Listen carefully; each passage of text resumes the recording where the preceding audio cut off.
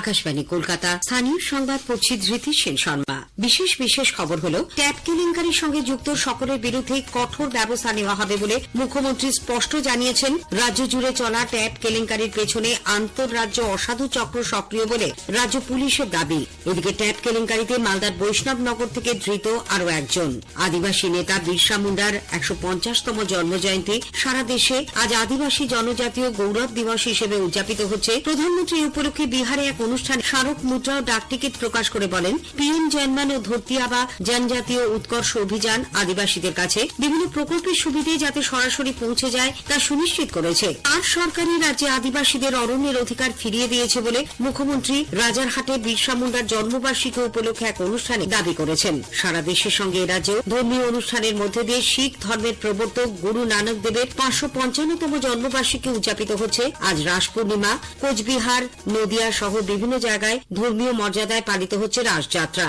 দেশ জুড়ে আজ দীপাবলি উৎসবও পালিত হচ্ছে। আসি বিস্তারিত খবরে। ট্যাব কেলেঙ্কারির সঙ্গে যুক্ত সকলের বিরুদ্ধে কঠোর ব্যবস্থা নেওয়া হবে বলে মুখ্যমন্ত্রী মমতা ব্যানার্জি স্পষ্ট জানিয়েছেন। পাহাড় সফর শেষে তিনি আজ বাগডোগরা বিমানবন্দরে সাংবাদিকদের বলেন, মহারাষ্ট্র, রাজস্থান সহ নানান রাজ্যে এই কেলেঙ্কারির জাল ছড়িয়ে রয়েছে। এর মধ্যে বিশেষ তদন্তকারী দল সিট গঠন করা হয়েছে। ট্যাব নিয়ে সিট গঠন করেছে, এটা অ্যাডমিনিস্ট্রেশনের কাজ, অ্যাডমিনিস্ট্রেশনকে করতে বলছে। এর মধ্যে মহারাষ্ট্রেরও অনেক প্রজেক্ট ওরা হাইজ্যাক করেছে, রাজস্থানেরও করেছে, সব স্টেটের থেকে হাইজ্যাক করেছে। এই গ্রুপটাকে আমরাই ধরতে পেরেছি। সুতরাং আমাদের administration is very strong, rough and tough.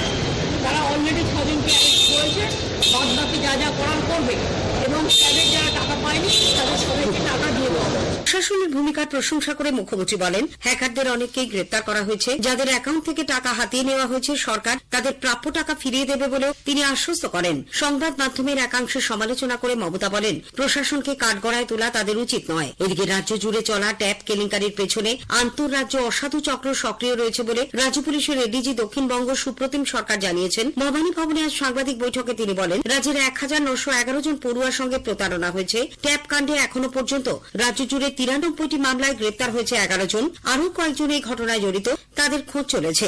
যে পড়ুয়ারা ট্যাব প্রতারণার শিকার, তারা তাদের টাকা পেয়ে যাবে বলেও এডিজি দক্ষিণবঙ্গ আশ্বাস দিয়েছেন। অন্যদিকে ট্যাব কেলেঙ্কারিতে মালদার বৈষ্ণবনগর থেকে আরও একজনকে গ্রেপ্তার করেছে পূর্ব বর্ধমান থানার পুলিশ। ধৃত সুব্রত বসাকের বাড়ি বৈষ্ণবনগর থানার চক শেহেরদি এলাকায়। তিনি একটি রাষ্ট্রায়ত্ত ব্যাংকে গ্রাহক পরিষেবা কেন্দ্র চালাতেন। এই নিয়ে ট্যাব কেলেঙ্কারিতে মালদায় ধৃতের সংখ্যা বেড়ে দাঁড়ালো ৬। বিজেপি ট্যাব কেলেঙ্কারি নিয়ে বিস্তারিত তদন্তের দাবি জানিয়েছে। দলের রাজ্য সভাপতি ও কেন্দ্রীয় প্রতিমন্ত্রী সুকান্ত মজুমদার আজ সাংবাদিকদের কাছে অভিযোগ করেন, এই কেলেঙ্কারিতে তৃণমূল কংগ্রেসের সক্রিয় যোগাযোগ রয়েছে। পশ্চিমবঙ্গ পুলিশের উচিত তদন্ত করা এবং কেন এই ধরনের ঘটনা ঘটে। সরকারি অ্যাকাউন্ট থেকে টাকা হ্যাক হয়ে যাচ্ছে কিভাবে সম্ভব? তাহলে আমাদের যে ডেটা বা যে তথ্যগুলো রাজ্য সরকারের কাছে থাকে তা কতখানি সিকিউর? এরপরে তো সরকারটাই হ্যাক হয়ে যায়। পরিস্থিতি হয়েছে, চুরির কোনো ঘটনা আসবে আর তৃণমূলের নাম আসবে না, তাই হয় নাকি বলুন? কংগ্রেস নেতা অধীর রঞ্জন চৌধুরী বলেছেন, সরকারের মদত ছাড়া এত বড় দুর্নীতি হতে পারে না।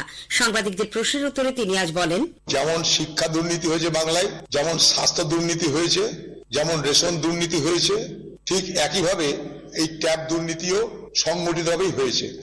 সরকারের ভেতরের লোকজন ছাড়া, সরকারি দলের যোগাযোগ ছাড়া, সরকারি দলের মদত ছাড়া এত বড় দুর্নীতি হতে পারে বলে আমি মনে করি না। ট্যাবটা করাই হয়েছে এই দুর্নীতি করার জন্য। ১০,০০০ টাকার পরিবর্তে যদি ট্যাব কিনে দেওয়া হতো তাহলে কিন্তু আজকে এই দুর্নীতি হওয়ার সম্ভাবনা থাকতো না। লটারি কাণ্ডের তদন্তে ইডি আজও কলকাতার ৩ জায়গায় তল্লাশি চালাচ্ছে। এছাড়া চেন্নাইতেও চলেছে তল্লাশি। ইডি সূত্রে জানা গেছে, গতকাল সকাল থেকে ৩৬ ঘণ্টা তল্লাশি চালিয়ে লেক রোডে একটি লটারি সংস্থার অফিস ও আধিকারিকের ফ্ল্যাটে উদ্ধার হয়েছে ৩.৫ কোটি টাকা।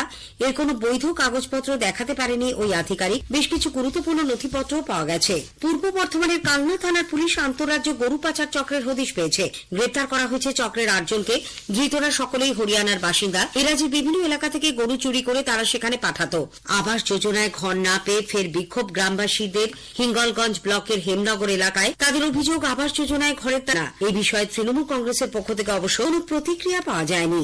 আদিবাসী নেতা বিরসা মুন্ডার ১৫০তম জন্মজয়ন্তী সারা দেশে আজ আদিবাসী জনজাতীয় গৌরব দিবস হিসেবে উদযাপিত হচ্ছে। প্রধানমন্ত্রী নরেন্দ্র মোদী এই উপলক্ষে বিহারের জামুইয়ে এক অনুষ্ঠানে ৬,৬০০ কোটি টাকার বিভিন্ন প্রকল্পের সূচনা ও শিলান্যাস করে বলেন, পিএম জন্মান ও ধরতি আবা জনজাতীয় উৎকর্ষ অভিযান আদিবাসীদের কাছে বিভিন্ন প্রকল্পের সুবিধে যাতে সরাসরি পৌঁছে যায় তা সুনিশ্চিত করেছে। देश के 60,000 से अधिक आदिवासी गांवों के विकास के लिए एक विशेष योजना हमने शुरू की। धरती आबा जनजातीय ग्राम उत्कर्ष अभियान, इसके तहत करीब 80,000 करोड़ रुपए आदिवासी गांवों में लगाए जाएंगे। इसका मकसद आदिवासी समाज तक जरूरी सुविधाएं पहुंचाने के साथ साथ युवाओं के लिए ट्रेनिंग और रोजगार के अवसर बनाने का भी है। প্রধানমন্ত্রী এই উপলক্ষে বিরসা মুন্ডার স্মৃতিতে একটি মুদ্রা ও স্মারক ডাকটিকিট প্রকাশ করেন। তাঁর সরকারি রাজ্যের আদিবাসীদের অরণ্যের অধিকার ফিরিয়ে দিয়েছে বলে মুখ্যমন্ত্রী মমতা ব্যানার্জি দাবি করেছেন। রাজারহাটের আদিবাসী ভবনে বিরসা মুন্ডার 150তম জন্মবার্ষিকী উপলক্ষে আয়োজিত এক অনুষ্ঠানে তিনি বলেন, আদিবাসীদের জমির পাট্টা দেওয়া থেকে শুরু করে বনজ সম্পদের ওপর তাদের অধিকার প্রতিষ্ঠিত হয়েছে। বিধানসভায় আইন করে এতদিন বাদে আমরা কিন্তু এটা করে দিয়েছি অলরেডি আইনটা, যে ফরেস্টের জমি ট্রাইবেলদের হাতে থাকবে এবং ট্রাইবেলদের জমি কেউ কাটতে পারবে না। ট্রাইবেলদের জমি একমাত্র ট্রাইবেলদের হাতে থাকবে। জঙ্গলের অধিকার জঙ্গলের অধিবাসীদের থাকা উচিত, এটাও আমরা মেনে নিয়েছি, এটাও আমরা করেছি। বিরসা মুন্ডার জন্মজয়ন্তী উপলক্ষে মালদার হবিবপুর ব্লকের শামু হেমব্রম হাই স্কুলে আজ এক প্রভাত ফেরিতে পা মেলায় ছাত্রছাত্রী ও শিক্ষক শিক্ষিকারা। হবিবপুরেরই বৈদ্যপুর অঞ্চলের বোলডাঙ্গা এলাকায় এই উপলক্ষে বিরসা মুন্ডার প্রতিকৃতিতে মালা দিয়ে শ্রদ্ধা জানানো হয়। সেখানে এক ফুটবল প্রতিযোগিতারও আয়োজন করা হয়।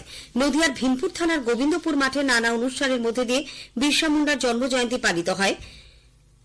তথ্য সম্প্রচার মন্ত্রকের নিয়ন্ত্রণাধীন সেন্ট্রাল ব্যুরো অব কমিউনিকেশনের আয়োজনে বাঁকুড়ার ইনপুট ব্লকের বাংলোয় বন দপ্তরের মাঠে আয়োজন করা হয় জনজাতীয় গৌরব দিবস। পূর্ব বর্ধমানের জামালপুরে জেলা প্রশাসনের উদ্যোগে বিরসা মুন্ডার জন্মজয়ন্তী পালিত হয়। স্থানীয় সংবাদ শুনছেন আকাশবাণী কলকাতা কেন্দ্র থেকে।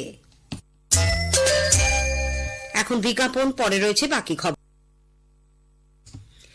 সারা দেশের সঙ্গে রাজ্যেও আজ নানান ধর্মীয় অনুষ্ঠানের মধ্যে দিয়ে শিখ ধর্মের প্রবর্তক গুরু নানক দেবের 555তম জন্মবার্ষিকী উদযাপিত হচ্ছে।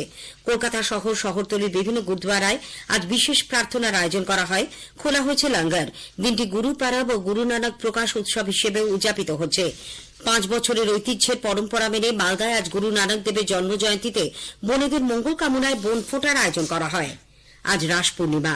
কোচবিহারে মদন মোহন মন্দির, নদিয়ার নবদ্বীপ, মায়াপুর, শান্তিপুর সহ বিভিন্ন জায়গায় যথোচিত ধর্মীয় মর্যাদায় পালিত হচ্ছে রাসযাত্রা। কোচবিহারে রাসযাত্রার আনুষ্ঠানিক সূচনা হবে আর কিছুক্ষণের মধ্যেই। আমাদের জেলার সংবাদদাতা জানাচ্ছেন, আর কিছুক্ষণ পরেই শুরু হবে কোচবিহারের ঐতিহ্যবাহী মদনমোহনের রাস উৎসব। প্রথমত পুজোর পর রাসচক্র ঘুরিয়ে উৎসবের সূচনা করবেন কোচবিহারের দেবত্র ট্রাস্ট বোর্ডের সভাপতি তথা জেলাশাসক অরবিন্দ কুমার মিনা। মদনমোহন দেবের রাস উৎসবকে কেন্দ্র করে সাজো সাজো রব মদনমোহন মন্দির চত্বরে। নিরাপত্তায় মুড়ে ফেলা হয়েছে সমস্ত এলাকা। প্রতি বছর এই উৎসবকে কেন্দ্র করে কয়েক লক্ষ মানুষের সমাগম হয় মদনমোহন মন্দিরে। কোচবিহারের রাস উৎসব সাম্প্রদায়িক সম্প্রীতির এক অনন্য নিদর্শন। রাজ আমল থেকে রাসচক্রের নির্মাতা এক মুসলিম পরিবার। টানা 15 দিন ধরে চলে এই রাস উৎসব। আর রাস উৎসবকে কেন্দ্র করে আগামীকাল থেকেই শুরু হবে কোচবিহারের রাসমেলা। চলবে 15 দিন। শুধুমাত্র কোচবিহার নয়, উত্তরবঙ্গ এবং উত্তর পূর্ব ভারতের অন্যতম বৃহত্তম মেলা এই রাসমেলা। নদিয়ার নবদ্বীপে রাসে নানান দেবদেবীর পুজোর চল রয়েছে। অন্যদিকে শান্তিপুরে এই উৎসবে রাধাকৃষ্ণ বিগ্রহকে স্বর্ণালঙ্কারে সাজিয়ে রাসমঞ্চে এনে চলে বিশেষ পুজো পাঠ। পূর্ব বর্ধমানের দাইহাটেও বিখ্যাত রাস উৎসবে দূর দূরান্ত থেকে বহু মানুষ সামিল হয়েছেন। এখানে পরম্পরা মেনে ভক্তদের হাতে কালী কৃষ্ণ পুজো পান। দেশজুড়ে আজ দেব দীপাবলি পালিত হচ্ছে। রাজ্য সরকারের উদ্যোগে ও কলকাতা পুরসভার ব্যবস্থাপনায় বাজে কদমতলা ঘাটে সন্ধ্যায় কয়েক হাজার প্রদীপ জ্বালিয়ে ও গঙ্গা আরতির মধ্যে দিয়ে উদযাপিত হয় এই উৎসব। অসংখ্য মানুষ সেখানে ভিড় জমান। স্থানীয় সংবাদ শেষ হলো।